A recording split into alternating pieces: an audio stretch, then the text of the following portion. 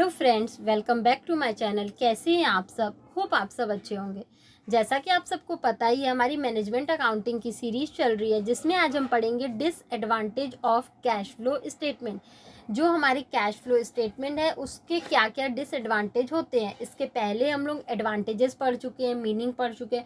आज हम देखेंगे कि कैश फ्लो स्टेटमेंट का क्या क्या डिसएडवांटेज है। तो पहला जो इसका डिसएडवांटेज है वो है cash flow statement shows only cash inflow and cash outflow, but the cash balance disclosed by the statement can not reveals the true liquid position of the business. देखिए, सबसे पहला तो इसका डिसएडवांटेज ये है कि कैश फ्लो स्टेटमेंट से company को केवल कैश कितना आ रहा है और कैश कितना जा रहा है, केवल उसी के बारे में इंफॉर्मेशन मिल पाती है। और केवल कैश की मदद से कंपनी की लिक्विडिटी पोजीशन को कोई नहीं जान सकता। ठीक है, केवल कैश की मदद से ये जान के कि कैश कितना आ रहा है या कितना जा रहा है या कितना कैश बैलेंस उसके पास है, इसकी मदद से हम लोग ये नहीं बता सकते हैं कि कंपनी की लिक्विडिटी पोजीशन क्या है। तो ये इसका सबसे बड़ा डिसएडवांटेज है। नेक्स्ट है आपका net cash flow disclose by cash flow statement does not necessarily mean net income of the business. Net income is determined by taking into account both cash and non cash item. देखिए, अगर हमें net income find out करना है तो हमारे लिए ये ज़रूरी नहीं है कि केवल हम कैश के आइटम को लेंगे और उसको फाइंड आउट करके हमारा नेट इनकम निकल जाएगा।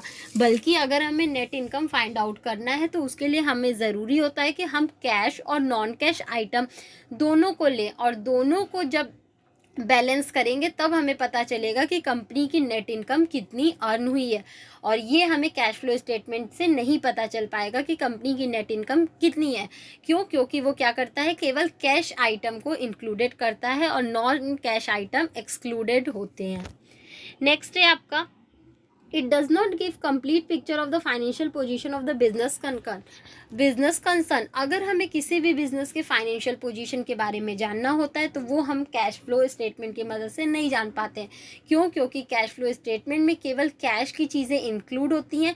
कैश से रिलेटेड जितने भी ट्रांजैक्शन होते हैं केवल वही उसमें दिखाए जाते हैं और बाकी नॉन कैश आइटम नहीं दिखाया जाता है। इसलिए अगर हमें फाइनेंशियल पोजीशन जानना है तो हम कैश फ्लो स्टेटमेंट से केवल अलोन नहीं जान पाएंगे। ओके, तो ये भी हमारा एक डिसएडवांटेज है। नेक्स्ट है आपका the preparation of cash flow statement is only postmortem analysis, there is no projected of cash in future in this method.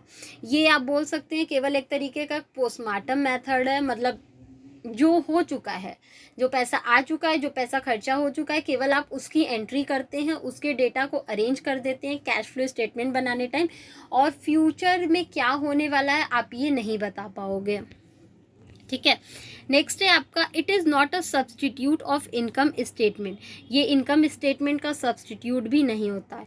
The accuracy of cash flow statement is based on the balance sheet. If balance sheet is wrong the cash flow statement is also wrong.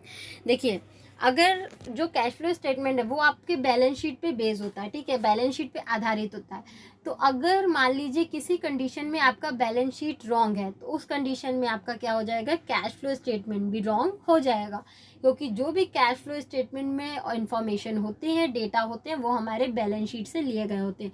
इसलिए अगर आपका किसी भी condition में मान लीजिए balance sheet में कोई भी इंफॉर्मेशन रॉन्ग है तो उसकी वजह से हमारा कैश फ्लो स्टेटमेंट भी रॉन्ग हो जाएगा। तो ये हमारे कुछ डिसएडवांटेज थे। होप आपको ये टॉपिक समझ में आया होगा। फिर भी किसी को कहीं कोई भी प्रॉब्लम हो तो आप मुझे कमेंट सेक्शन में कमेंट करके पूछ सकते हैं। Thank you so much. Please like, subscribe and share my channel. किसी को इस सब्जेक्ट या किसी भी सब्जेक्ट के नोट्स परचेस करने हो तो वो मेरा डिस्क्रिप्शन बॉक्स चेक कर सकता है। Thank you.